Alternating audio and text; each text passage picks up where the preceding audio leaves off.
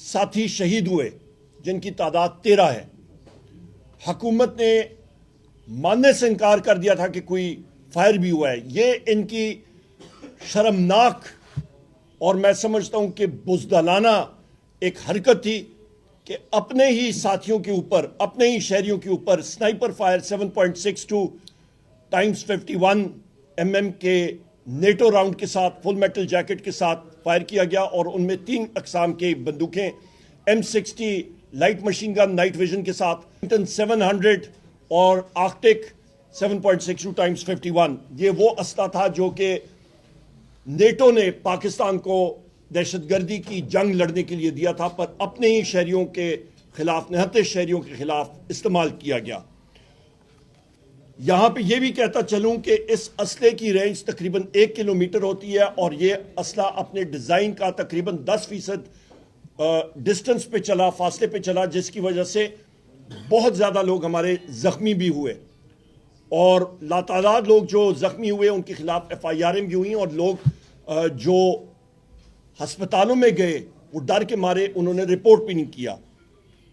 जो हमारे लोग शहीद हुए उनकी मैयतें हमने उठाई और उनको तदफीन भी किया। उसके साथ साथ हमारे मिसिंग पर्सनस हैं और हुकूमत पे ये जिम्मेदारी आयद है कि उनका हमें पता चले कि वो मिसिंग पर्सनस प्रिज्यूम्ड डेड वो कहाँ पे हैं। इसके साथ साथ ख़वातीन और हज़रात, जो हमारे साथी मिलिट्री कोर्ट्स की कस्टडी में थे उनके ऊपर तशद्दुद किया गया और कई लोग जो हैं वो अपना ज़हनी तवाज़ुन भी खो बैठे। इस चीज़ को हम लोग कंडेम करते हैं। पाकिस्तान का आइन, पाकिस्तान का तौर तरीका, पाकिस्तान का कानून ये चीज़ इजाज़त नहीं देता कि आप निहत्ते शहरियों को, सिविलियंस को मिलिट्री कोर्ट्स में ट्राई करें।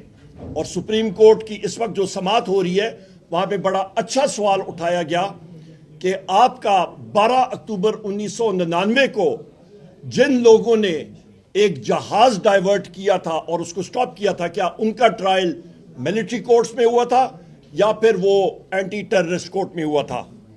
इसके साथ साथ ख़वातीन और हज़रात, यह भी हम लोग वाज़े करते चलें, वज़ीर आज़म इमरान खान साहब ने अपनी सारी ज़िंदगी पाकिस्तान की आवाम की खिदमत में लगाई।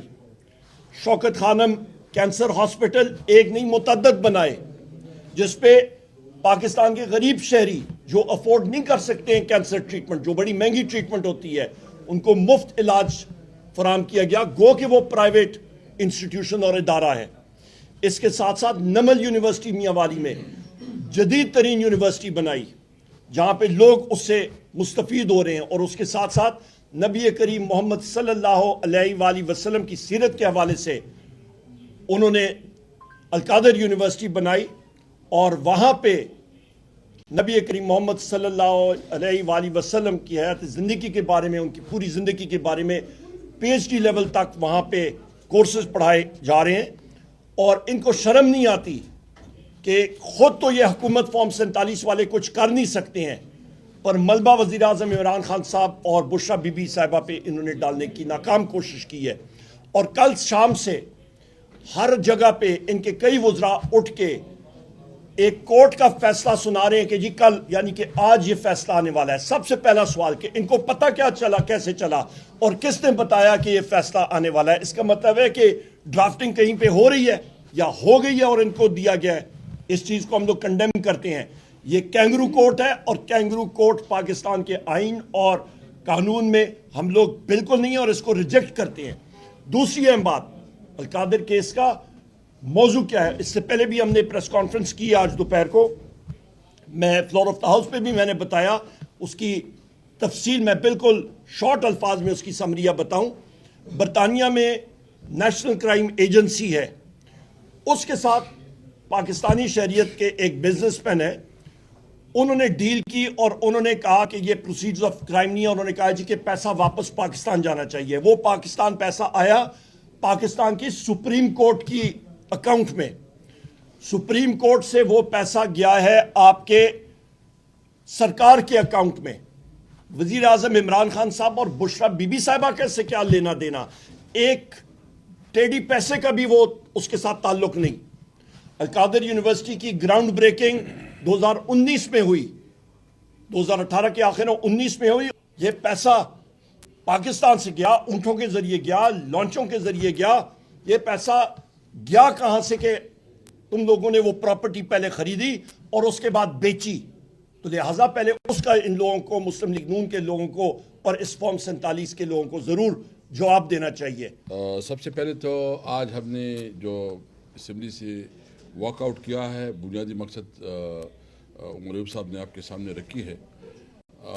ہمارا یہ احتجاج اس وقت تک رہے گا بنیادی طور پر جب تک یہ جوڈیشل کمیشن نہیں بنتا, اور انڈیپینڈنٹ جوڈیشل کمیشن جو کہ ایک نیوٹرل اور سب کو قابل قبول ہو. یہ نہیں ہم کہتے کہ صرف ہمیں جو ہے نا قابل قبول ہو, کہتے کہ دونوں فریقین کو جو ہے نا وہ قابل قبول ہو. اور وہ جو ہمارا دعویٰ ہے کہ 9 مئی انہوں نے کیا ہے, ہمارا دعویٰ ہے کہ 26 نومبر میں انہوں نے جو گولی چلائی, گولی کیوں چلائی, اس کی تحقیقات ہونی چاہیے. یہ ایک مہذب ممالک میں جب دو مختلف کلیمز آتے ہیں تو ایک نیوٹرل ادارہ ہونا چاہیے کہ وہ انصاف کے تقاضے پوری کرے. تو اس لیے ہم نے یہ مطالبہ کیا ہے اور یہ ہم احتجاج اس کے لیے کر رہے ہیں. دوسری بات یہ ہے کہ یہ جو القادر ٹرسٹ کا جو سارا سلسلہ, اور کل سے آپ دیکھ رہے تھے کہ مختلف منسٹرز جو ہے نا وہ ٹی وی پہ آ کے ایک ڈیریٹو بنا رہے تھے اور کیا کیا بات بتا رہے تھے, اس کے بارے میں عمر ایوب صاحب نے بتائی. ہم صرف یہ پوچھنا چاہتے ہیں کہ کیا یہ جو القادر ٹرسٹ والا جو فیصلہ انہوں نے ڈیلے کیا, یہ کیوں ڈیلے کیا, وجہ کیا ہے؟ ہم سمجھتے ہیں کہ یہ ایک سوچا سمجھا ایک سازش ہے, ایک منصوبہ ہے, اور اس منصوبے کا بنیادی مقصد یہ ہے کہ یہ اپر جو اس کی کورٹس ہیں اس کو مینیج کرنے کے لیے اور نئی ججز کی انڈکشن کے لیے کر رہے ہیں تاکہ وہاں بھی یہ اپنا من پسند فیصلہ جو ہے نا وہ جاری رکھ سکے. یہ میرا شک ہے, یہ میرا ڈاؤٹ ہے کہ یہ اس طرح سوچا جا رہا ہے کہ کسی طرح عمران خان کو زیادہ سے زیادہ جیل میں رکھا جائے. حالانکہ اس کیس کے اندر کوئی بنیاد نہیں ہے, وہ عمر صاحب نے ڈیٹیل بتائی ہے, میں اس پہ زیادہ نہیں دیتا. اس لیے انصاف کا تقاضا ہے. میں چیف جسٹس صاحب سے اس وقت ملتمس ہوں, دیکھیں اس وقت پوری جوڈیشری انڈر اٹیک ہے. پوری جوڈیشری کی جو اس وقت کریڈیبلٹی ہے وہ کویسچنیبل ہے. اگر آپ اپنی جوڈیشری کو نہیں بچا سکے, اپنی لوور جوڈیشری کو اس کو پراپر انسٹرکشن نہ دے سکے, ہم صرف کیا چاہتے ہیں, ہم انصاف چاہتے ہیں, ہمیں انصاف چاہیے, ہم کوئی فیور نہیں چاہتے. ہم جو مذاکرات میں بھی بات کر رہے ہیں, ہم یہ نہیں کہتے کہ عمران خان کو یا ہمارے ورکر کو ایسے چھوڑا جائے. ہم سمجھتے ہیں کہ ان کے اوپر جو حکومت کا ایگزیکٹو کا پریشر ہے, جو اداروں کا پریشر ہے, وہ پریشر آپ ہٹائیں اور انصاف کریں. ہمیں صرف انصاف چاہیے. اس وقت ہمارے ساتھ کوئی انصاف نہیں ہو رہا. 8 فروری کو آپ نے دیکھا ہمارے ساتھ کیا ہوا, ہم سے بلا چھینا گیا, ہمیں جو ہمارا حق ہے, قانونی اور آئینی حق ہے کہ ہمیں الیکشن کیمپین کا کھلا موقع ملنا چاہیے, لیول پلین فیلڈ ملنا چاہیے, وہ نہیں ملا. اس کے باوجود ہم جو ہے نا اپنا جو اس وقت جو نیگوسیشن کے حوالے سے ایک بڑا پن دکھا رہے ہیں. یہ اس لیے نہیں ہے کہ ہمیں کوئی خوف ہے یا ہمیں کوئی ڈر ہے یا ہم کوئی تک گئے ہیں, نہ تکے ہیں, نہ خوف ہے, نہ کوئی ڈر ہے. صرف پاکستان کا سوال ہے, صرف پاکستان کا, کہ ہم پاکستان کے لیے یہ قربانی دے رہے ہیں. اس لیے کہ آپ دیکھ رہے ہیں اس وقت جو صورتحال آپ کے افغانستان کے بارڈر پہ انتہائی تشویشناک ہے. اسلام آباد میں لوگ یہ محسوس نہیں کر رہے کہ اس کے کیا اثرات ہوں گے. آئندہ مجھے تو ڈر یہ ہے کہ آئندہ 5-6 مہینوں میں جو خیبر پختونخوا میں تو زندگی گزارنا مشکل ہو جائے گا. اور صرف خیبر پختونخوا میں نہیں, پورے پاکستان میں ہمارے لوگوں کی جو نا جان و مال کو انتہائی خطرات میں دیکھ رہا ہوں. ہماری اکانومی اس کی وجہ سے بیٹھ گئی. ہماری جو پوری صوبی اور خاص کر بلوچستان کی علاقے کی اکانومی بہت زیادہ متعلق ہے اس کے ساتھ.